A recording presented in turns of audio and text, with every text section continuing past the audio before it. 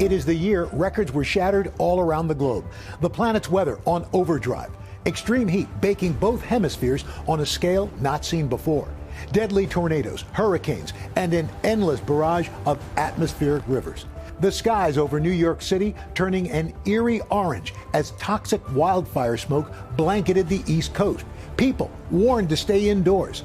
Our nation's resilience tested time and time again. But 2023 was also a year of action and implementation. The stakes never higher.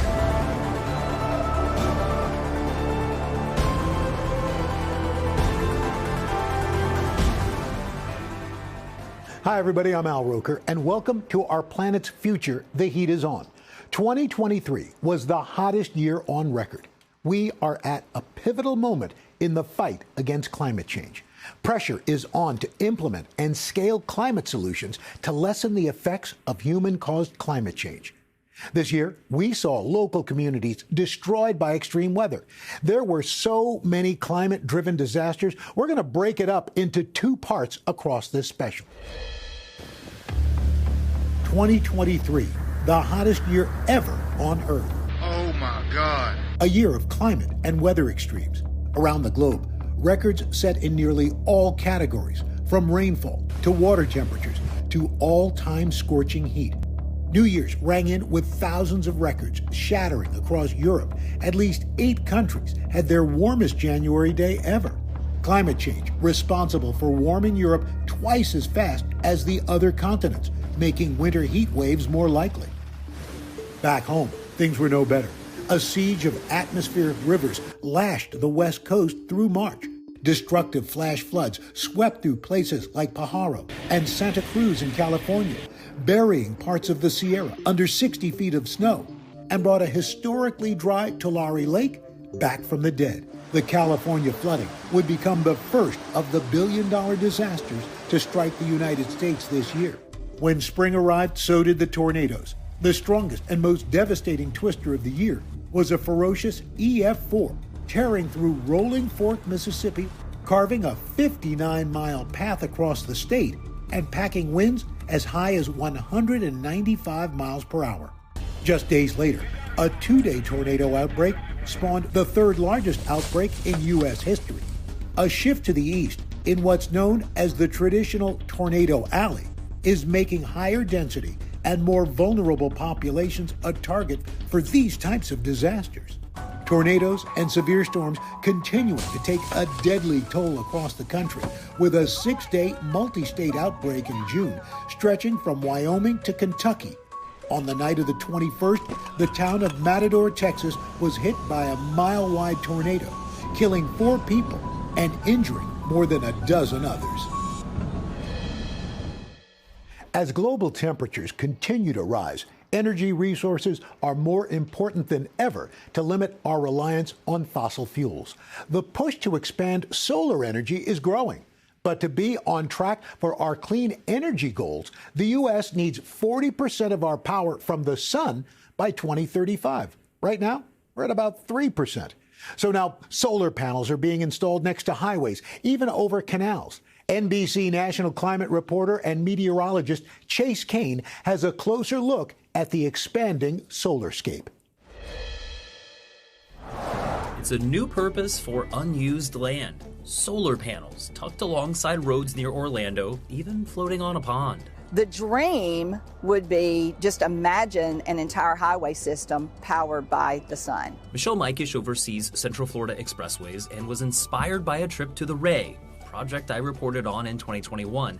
It's one of the nation's first successful solar highways. So that just kind of stepped us off into an adventure, really, I would say, because we're in a time that we have to look at things differently. And the trend is expanding nationwide. At least 17 states have built or are planning solar projects on public land because it reduces maintenance costs, produces green electricity, even provides habitat for pollinators like bees and butterflies.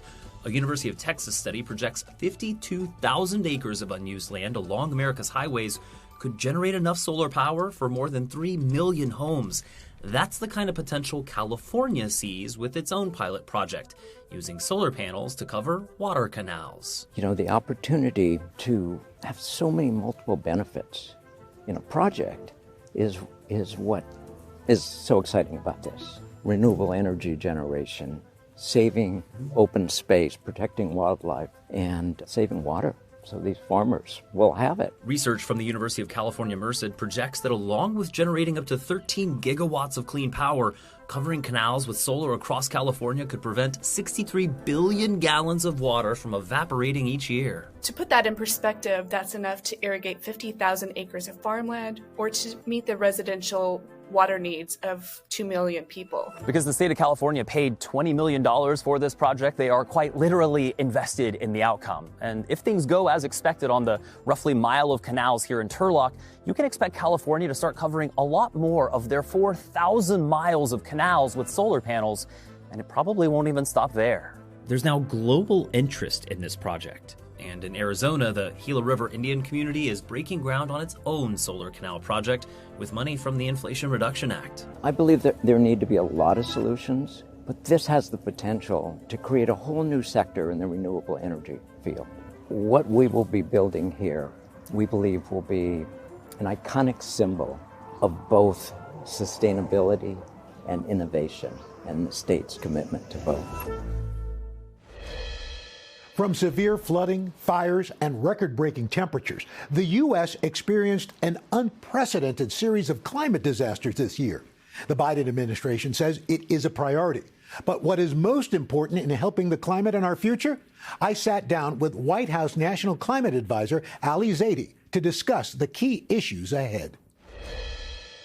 So far, in the first couple of years of this administration, you guys have been able to pass a lot of environmentally sound policy that, more than most administrations have done in their first couple of years. What do you attribute that to? I think the reason we've been able to pass this legislation is because the president brought together a very broad coalition and told a story about tackling the climate crisis that was very different than the story we've told before. He really, I think, recast it as this massive economic opportunity, and in particular, a chance to lift up the middle class, blue-collar workers, and communities that had seen jobs go away overseas for decades. But how do you prove that to people? It's not pie in the sky, it's steel in the ground.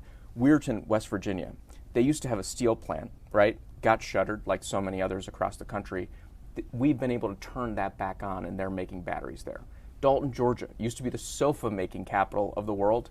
Those jobs went away. Now we're making solar panels there. And it's happening in partnership with the private sector, right? It's the government incentivizing, spurring, setting standards, setting targets and goals. But it's the private sector bringing the capital in to actually do the work. What do we, as one of the leading governments, but yet also one of the leading users of fossil fuels, what do we need to do? There are a few different ways we do it. First is by going through every sector of the economy: buildings, transportation, agriculture and lands, the power sector, and advancing these clean energy solutions. The second is by scaling them up here and pushing innovation through the system, we lower the cost for everybody else in the world to do the same thing. Coming out of COP28, we heard about phasing out or phasing down fossil fuel. Is that a realistic assessment at this point? It's, I think, really unfortunate that it took us 27 years of getting together as the United Nations to get to the conclusion that we've got to transition away from fossil fuels as a world. But the reality is climate change very clearly is caused by putting pollution in the sky from combusting fossil fuels. Now, the good news is this. The world, I think, is more aggressively deploying the clean energy technologies that substitute for the stuff we used to rely on to power our economy. Talk to me, if you can, about environmental inequality. We've got to be intentional about this, right? We can't have this opportunity pass over a bunch of communities that have been written off before. And one part of that is the president's initiative called Justice 40. And basically we made a map of the country. And we looked at all the places where folks either have lower income or lower access to economic opportunity, or maybe bad environmental outcomes, no clean air, no clean water, and mapped that out and then told all of the agencies of the federal government, let's focus 40% of the investment benefits on these disadvantaged communities. Really drive not just a level playing field, but do the hard work of creating justice. But what about those countries, struggling third world countries that are trying to do their part but just can't physically do it? What's our role in trying to help these countries both, physically, technologically, and financially? Direct assistance plays a role. This year, in 2023, we're on track to put $9.5 billion to work all around the world, helping more people in more countries lift up into clean energy. That's thing number one, is that climate investment, financial investment directly into these countries. What happens in 2024 if there is a change in administration? Look, leadership in Washington matters. We're seeing this from House Republicans who have put forth one vote after the other to try to repeal this historic climate law, which is creating jobs, by the way, in their districts, employing folks that they represent or at least are supposed to be. So we know that what happens in Washington, the policy approach of the federal government matters. I do think there is a irreversible aspect of some of this trajectory. Are you hopeful looking ahead at 2024 as far as climate action in this country goes? Absolutely. There's no reason to not be hopeful, right? Because the alternative is, one, really depressing. You got a whole generation of young people who are clamoring for faster action, for more ambition. You've got communities that have been redlined or left out that are seeing reasons to be optimistic and hopeful for the first time because we're investing in them. And I think what we've seen in the political system is a real responsiveness to what is, I think, our moral conscience, our young people, right? It is young people who woke us out of a stupor on civil rights, and it's young people who have sounded the alarm on climate change. Coming up, how extreme heat this year had millions of Americans sweltering in conditions for weeks on end. We're going to take a deep dive into the heat's impact and also look at some unique ways critical resources like the water supply are being modernized to help farmers in regions that are struggling the most. That's just ahead.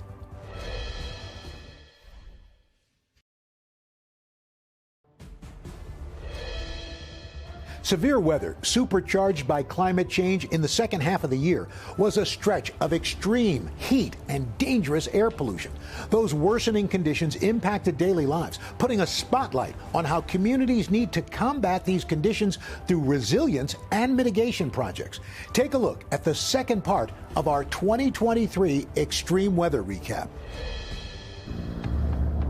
The second half of 2023 started with wildfire smoke driven by a record-shattering Canadian wildfire season. On June 7th, the Big Apple, choking under skies, turned an apocalyptic orange, shrouding iconic landmarks like the Statue of Liberty and Empire State Building. Both Chicago and New York had the dubious distinction of worst air quality in the world during that hazy week. Milwaukee and Buffalo also setting records for worst air quality ever recorded. Climate change making wildfire smoke outbreaks more frequent. In 100 years of record keeping, 4 of the worst wildfire seasons in British Columbia happened in the past 7 years. As northern cities suffocated, southern cities broiled under relentless days of dangerous heat. At the end of July, Phoenix hitting a record 31 straight days of 100 degrees or hotter. The previous record, just 18 days. Meanwhile, Miami melted for months. Extreme heat combining with tropical humidity resulted in 46 straight days, registering a heat index over 100 degrees. It was just one of more than a dozen U.S. cities to have their hottest summer on record. San Antonio, El Paso, and New Orleans also joining the ranks. And then, on August 8th, reports of absolute chaos and devastation began streaming out of the island of Maui in Hawaii.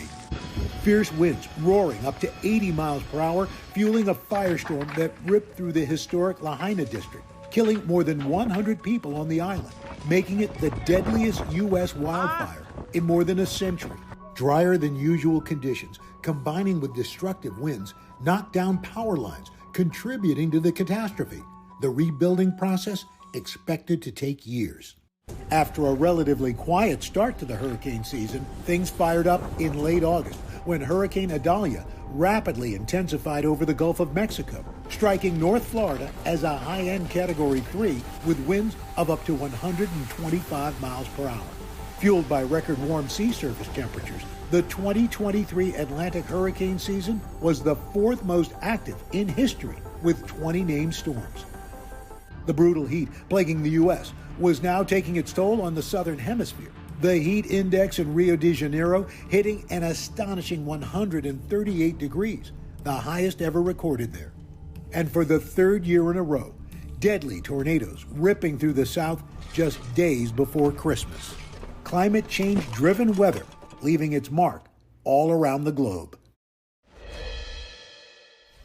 Joining us now, NBC national climate reporter Chase Kane. And Chase, I think something that stuck with everybody this past year, especially here in New York City, those orange skies, not just in New York City, but in major cities all across the country. I experienced that years ago in San Francisco, Al. I never thought I would see that in New York. You know, it's funny you say that because I have a number of friends out west who said, oh, guess what? Welcome to our world. Now you're part of it. But at the same time that was happening in the U.S., we were also measuring particulate matter, record-breaking particulate matter.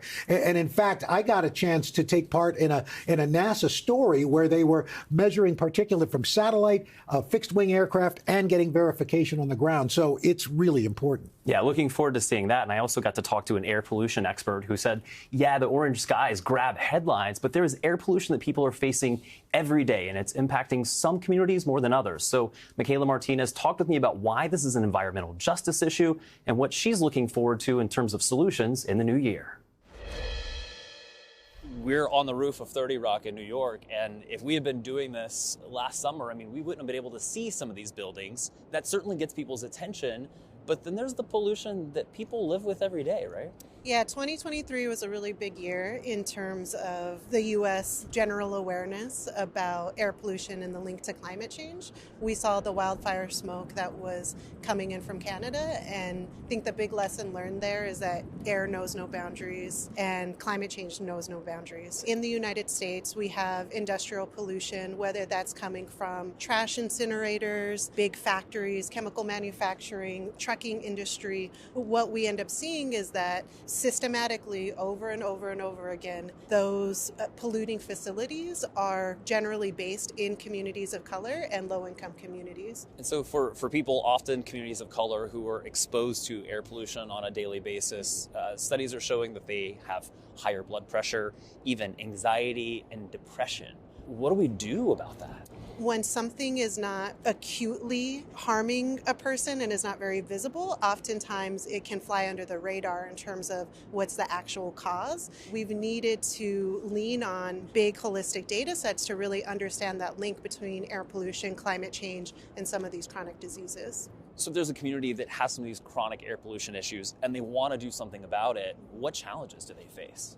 So I would say one of the biggest challenges, to speak very frankly, is that the United States is built on capitalism. And what that has meant for communities is that company profits and industry profits have oftentimes been placed ahead of community needs and health and well-being. If you have a polluting facility in your backyard and you say, not in my backyard, and you are a neighborhood that is oftentimes overlooked and not listened to, it can be very challenging to go up against some of these forces. And looking into 2024, also a year where we're going to see a lot more of the dollars from the Inflation Reduction Act start flowing, which will also hopefully address some of these issues of air pollution and climate change, right?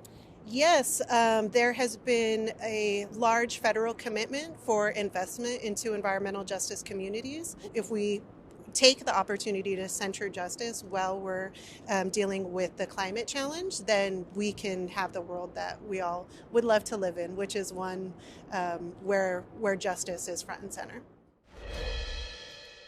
Chase, thanks so much for that report. Really eye-opening. Really appreciate it. Thanks so much. And coming up, we've got more solutions for our changing climate and how water, our most precious resource, gets to rural farmers, and how some irrigation canals are now being modernized and upgraded with new technology. Stay with us.